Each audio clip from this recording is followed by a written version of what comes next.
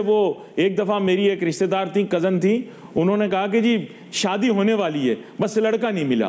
तो आपको अभी तक लड़का मिला नहीं है, आपने सारी दुनिया को शादी का कह दिया, तारीख दे दी है, काजी को बुला लिया है, जहेज इकट्ठा कर लिया है और प्री वेडिंग सेलिब्रेशन भी कर लिया, लेकिन लड़का नहीं मिला आपको। तो लड़का कहाँ है? देखें, मेरा तो ये मानना है कि इन हालात में अगर हमें कोई दरमियानी सी भी कीमत देता है इस एसेट की, तो हमें उस पर खुशी मनानी चाहिए बनिस्बत कि मैं थोड़ा सोचूं कि शायद we have a firm buyer और वो खड़ा हुआ है। जाहिर है एक प्रोसेस रन होगा, और इस वक्त तो जो इंटरेस्ट है वो तो कतर से भी है, सऊदी अरब से भी है, यूएई से, यानी सॉवरेन फंड इसे खरीद सकता है, यानी सॉवरेन फंड से फाइनेंसिंग करवाएंगे या किसी कंट्री की इन्वेस्टमेंट विंग से फाइनेंसिंग कर। नमस्कार दोस्तों, स्वागत आप सभी का हमारे यूट्यूब चैनल डिजिटल रेजिमेंट्स में। जैसा कि आपको पता है, हम लेकर आते हैं आपके लिए एक से एक लेटेस्ट न्यूज़। वैसे ही एक लेटेस्ट न्यूज़ के साथ हम फिर हाजिर हुए हैं, लेकिन उससे पहले अगर आपने हमारे चैनल को अभी तक सब्सक्राइब नहीं किया तो प्लीज़ हमारे चैनल को सब्सक्राइब कर लीजिए, और अगर यही न्यूज़ आप हमारे फेसबुक चैनल पर देख रहे हैं तो हमारे चैनल को फॉलो कर लीजिए। तो दोस्तों, आज की ताज़ा खबर है कि पाकिस्तान बिक रहा है। हाँ दोस्तों, पाकिस्तान बिक रहा है। पाकिस्तान में गरीबी इस कदर से आ गई कि उनकी PIA यानी कि पाकिस्तान एयरलाइंस भी अब वो चलाने के काबिल नहीं रहे। उसको भी उन्होंने बोली, अभी उन्होंने मार्केट में निकाल दिया कि PIA को वो सेल कर रहे हैं। तो पाकिस्तान के तो वैसे ही हालात बहुत ख़राब है, उनके पास उसमें ईंधन डालने के भी पैसे नहीं है PIA में। अभी उन्होंने इस चीज़ को खबरों में बहुत उछाला था कि हमारे शेयर्स वगैरह प्रोपेगेंडा दिखाया था कि हमारे शेयर्स बहुत ऊंचे PIA के और इसमें बहुत कमाइयाँ वगैरह है। उन्होंने ये जाल एक फेंका था इसके अंदर मार्केट में ताकि उनको कोई इसका बायर मिल जाए, लेकिन वो दोस्तों उनको इस चीज़ का कोई बायर भी नहीं मिला है। वो कोशिश कर रहे हैं कि PIA हम बेच डालें, लेकिन अब उसका कोई बायर भी नहीं है, कोई उसको हाथ भी नहीं लगाना चाहते दोस्तों। तो पाकिस्तान के ये हालात है कि वो अपनी चीज़ बेचना चाह रहे हैं और उसका कोई खरीदारी नहीं मिल रहा है। तो न्यूज़ बहुत ज़बरदस्त है दोस्तों, आप लास्ट तक जुड़े रहिएगा। और चलो करते हैं न्यूज़ को। रिलायंस की बातें हो रही थी तो बड़ा मामला बन गया कि मुल्क का ये असासा है और जेवर है और घर के जेवर बेचे जा रहे हैं वगैरह वगैरह। तो तब स्ट्रेटेजिक अलायंस बना लेते। वो बेचारे कप्तान साहब जो जब MD थे PIA के, वो बेचारे रोते रह गए कि साहब मैं तो स्ट्रेटेजिक अलायंस ही बना रहा हूँ। तो उनको आपने बुरा बना दिया। फिर उसके बाद हमारे बिरादर इस्लामी ममालिक ने काफ़ी दफ़ा ये ऑफ़र की कि हमारे साथ मामला तय कर लो तो असासों की शेयरिंग कर लेते हैं। तो तब भी हमने कहा कि जी ये तो हमारा जेवर है, फलां है। तो प्राइवेटाइज किए बगैर भी बहुत सारे सोल्यूशंस निकल सकते थे। डोंट यू थिंक इसको पहले कर लिया जाता है? एयरलाइन इंडस्ट्री में तो स्ट्रेटेजिक अलायंसेस हर जगह पर हैं। देखें, हमारे जो रूट्स थे वो बड़ी वैल्यूएबल रूट्स थे, लेकिन आहिस्ता आहिस्ता खत्म होते चले गए। इसी तरह पाकिस्तान के पायलट्स वाली कहानी भी आप सबको पता है, मैं बार बार क्यों रिपीट करूं और अपना और आपका खराब करूं। लेकिन ये जो है ना कहानी, जो फैमिली सिल्वर और ये वो कहानी, ये मॉडर्न डे वर्ल्ड में कमर्शियल एंगल में इसकी कोई वैल्यू और वर्थ नहीं है। 14,000 एम्प्लॉइज हैं, और उनमें हमारे बहुत सारे दोस्त यार भी होंगे और मेरी बातों से बहुत नाराज होंगे कि 14,000 एम्प्लॉइज हैं, 30 जहाज हैं, जो भी आपको पता है कि किस किस्म के जहाज हैं, और हज ऑपरेशंस भी होते हैं हमारे यहाँ और सारी कहानी होती है। लेकिन एक कंपनी 60 अरब रुपए का 6 महीने में लॉस करती है, और टोटल लॉस उसका खड़ा है 712 बिलियन का। तो अब किस मुंह से वो कहे कि मुझे प्राइवेटाइज ना करो? कमिंग बैक टू दिस, जो फैमिली सिल्वर वाली छोड़ दें आपकी बात, एक दूसरी बात का मैं आंसर देना चाहता था कि स्ट्रेटेजिक अलायंस का मैंने कहा था। स्ट्रेटेजिक अलायंस, क्योंकि ज्यादातर एयरलाइंस जो है वर्ल्ड की, उनमें इस तरह होता है कि जब कोई एक लॉस मेकिंग एंटिटी बन जाती है तो फिर वो दूसरा वाला जो आता है वो स्ट्रेटेजिक अलायंस करके उसको किसी ना किसी तरीके से बचाता है। दुनिया भर में हुआ है, बहुत सारी एयरलाइंस के सक्सेस केसेस हैं इसमें। ओके, मैं ये कहता हूं कि इस तरह आपको याद होगा कि एमिरेट्स जो है, EK जो है ना, स्टूड फॉर कराची बनाने वाले PIA के लोग, नूर खान मरहूम, उसके क्या शानदार किस्म के लोग रहे इस इदारे को, जिन्होंने दागबिल डाली और उसको सेचा काफी हद तक। मेरा ये कहना है एज अ बल्कि ये अकेला नहीं है, बल्कि आप दुबई चले जाइए तो कराची वाले लोग आपको इतने ज्यादा मिलेंगे। इतने दुबई के अपने रिहायशियों ने फ्लैट नहीं लिए हुए जितने कराची वालों ने लिए हुए। हाँ अली भाई, मसला यह है कि दुबई की और UAE की तरक्की में कराची के बदहाली का बहुत बड़ा हाथ है, और ये बहुत अरसे तक कहानी है।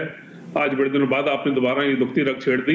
ये सारी जो डेवलपमेंट है दुबई की, वो कराची को खराब करके ही हुई है। होती फिर भी, लेकिन इतनी तेजी से ना होती। मैं ये कह रहा था पीआईए पे 26% विद स्ट्रेटेजिक कंट्रोल आप दे दें और this asset is going to go good. It will take time, लेकिन एविएशन इंडस्ट्री आपने देखा था कि जब कोविड हुआ था तो बिल्कुल शेयर मर गए थे एविएशन के, और उसके बाद अगले 1.5 साल में उन्होंने पूरे लॉसेस अपने ना कवर किए, बल्कि वो लंबे प्रॉफिट्स में भी आ गए। तो दुनिया में हालात चेंज होते हैं। इसके अंदर हमें कुछ जो सोचने की बात यह है कि हम 26% विद कंट्रोल दे दें और अपसाइड का इंतजार करते हुए। एक छोटा सा मासूमाना बादाशामियाना सवाल आपसे पूछना है। बादाशामियाना, वो आपसे सवाल ये पूछना है कि who is going to be the buyer for this? Is it a sovereign fund? क्योंकि मार्केट के अंदर ये बात कर देना कि जी तैयारी कर ली एक अलहदा चीज है। ये तो बिल्कुल ऐसा है जैसे वो एक दफा मेरी एक रिश्तेदार थी, कजन थी, उन्होंने कहा कि जी शादी होने वाली है, बस लड़का नहीं मिला। तो आपको अभी तक लड़का मिला नहीं है, आपने सारी दुनिया को शादी का कह दिया है, तारीख दे दी है, काजी को बुला लिया है, जहेज इकट्ठा कर लिया है और प्री वेडिंग सेलिब्रेशन भी कर लिया, लेकिन लड़का नहीं मिला आपको। तो लड़का कहाँ है?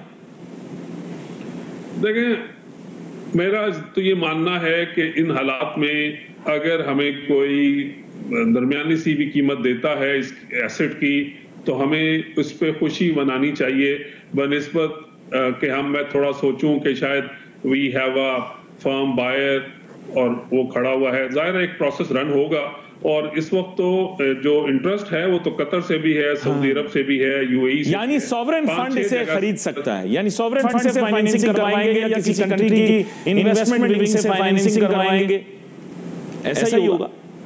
देखिए, G2G होना तो अजीब सी बात लगेगी। अगर कोई प्राइवेट ही आए तो फायदा होगा, क्योंकि अबू धाबी, बहुत सारे यूएई के अंदर जो पोर्ट्स और ये जो एयरलाइंस की कहानी शुरू हुई है सेल ऑफ करने की, और वो थोड़ी स्टडी, जाहिर है हमारे जो कंसल्टेंट्स हैं और हमारे जो लोग हैं मिनिस्ट्री फाइनेंस और प्राइवेटाइजेशन वाले, उन्होंने बहुत इस पे होमवर्क किया हुआ है और खासा ज्यादा होमवर्क किया हुआ है। तो आई एम कॉन्फिडेंट कि कोई अच्छा बिडर आएगा acceptable to all these people and to the Pakistanis. हाँ, इस पे अभी जाहिर है अभी जो सही टेस्ट ऑफ टाइम है, जो टेस्ट आएगा, वो एम्प्लॉइज जो 14,000 हैं उनके साथ क्या क्या ताल्लुकात बनेंगे। और क्योंकि आपको पता है कि पाकिस्तानी एयरलाइन जो है पीआईए, ये दुनिया की highest employ to plane ratio पे चलती आई है बहुत सालों तक। नहीं तो वो एम्प्लॉय भी वो लॉस मेकिंग जो बनाएंगे ना एंटिटी, उसमें डाल देंगे, और वो जो पुप्पी खाला जैसी दिखने वाली एयर होस्टेस हैं उनको भी वो लॉस मेकिंग एंटिटी में डाल देंगे, और जितने जनरल मैनेजर हैं उनको भी लॉस मेकिंग एंटिटी में डाल देंगे, और जितने लोगों को पेंशन देनी है वो जो पेंशन पेएबल है वो भी सारी लॉस मेकिंग एंटिटी में डाल देंगे।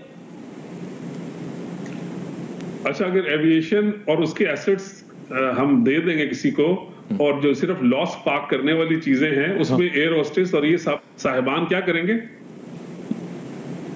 ये अभी तक सोचा नहीं है सर, इसके बारे में हम नहीं सोचते।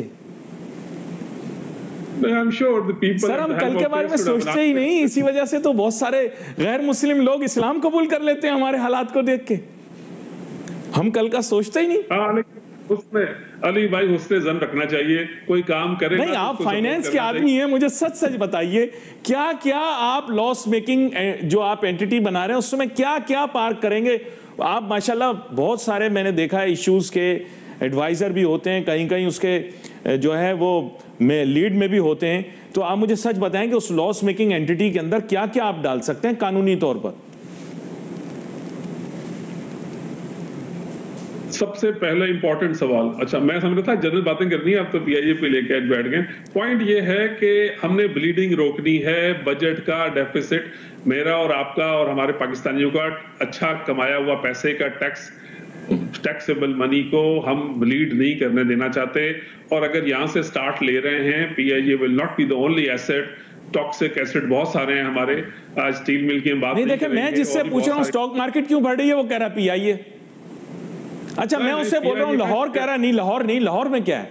मैंने कहा लाहौर, कह रहा नहीं लाहौर, मैंने कहा लाहौर से मार्केट बढ़ रही है, कह रहा नहीं बढ़ रही, पीआईए। तो अब आप बताते हैं किस पे बात कर लूं? आप बोले तो लाहौर वालों पे बात कर लेता हूं, आप कहते तो पीआईए पे बात कर लेता हूं। लेकिन मार्केट बढ़ने की जिसको वजह पूछ रहा हूं वो कह रहा पीआईए। मैं इस पे डटा हुआ हूं लाहौर कि लाहौर से बढ़ी, कराची वाले पीछे रह गए। ये आपकी बात सही है। ये जो मार्केट के अंदर इस वक्त जो हाई नेटवर्थ इंडिविजुअल्स काम कर रहे हैं वो पंजाब साइड के लोग खासे एक्टिव हैं, और जाहिर है ये शेयर जिसका आप बार बार जिक्र कर रहे हैं, ये 15 साल से एक दो चार बड़े इन्वेस्टर्स हैं उनकी पास पड़ा हुआ है।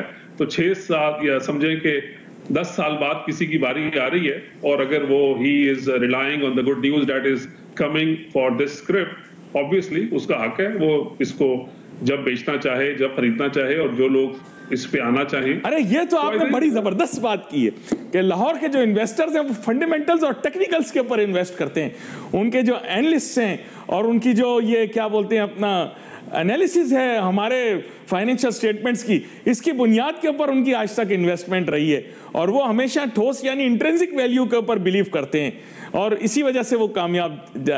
कुछ गलत हो गया? नहीं, इतनी ज्यादा कुछ गलत हो गया सर, आप भी जानते हैं कि वो भी हमारी तरह ही लगा रहे होते हैं कराची वालों की तरह पैसे।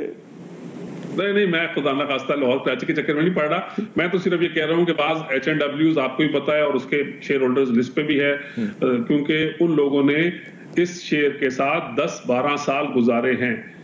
मुझे याद है जब मैं इन्वेस्टमेंट बैंकर था तो ये शेयर मेरे पास, देखिए ये हेल्दी कंपटीशन है, जैसे कराची किंग और लाहौर कलंदर्स के दरमियान होता है, इसी तरह ये हेल्दी कंपटीशन है कराची के ब्रोकर्स और लाहौर। तो दोस्तों देखा आपने पाकिस्तान के हालात कितने बद से बदतर होते जा रहे हैं। पाकिस्तान के पास तो अब इतने पैसे भी नहीं है कि वो अपने एयरलाइंस को सुचारू रूप से चलाए रख सके, और वो आज मुकाबला करने चले इंडिया के साथ में। तो इंडिया के साथ तो मुकाबला जब करेंगे जब उनके पास कुछ होगा, अब तो है ही नहीं कुछ, तो डंडा IMF का है। और अभी ये सोच रहे हैं कि एयरलाइंस को कहीं ना कहीं किसी को बेच के किसी को चुना लगा दें, लेकिन सारे देश आज के टाइम सारे होशियार हैं, कोई इनके जाल में फंसने वाला नहीं है। और बाकी देखते हैं, ये कह तो रहे हैं कि इसकी बोली हम अच्छे से लगवाएंगे, लेकिन हो नहीं पाएगा, ये हम सब जानते हैं।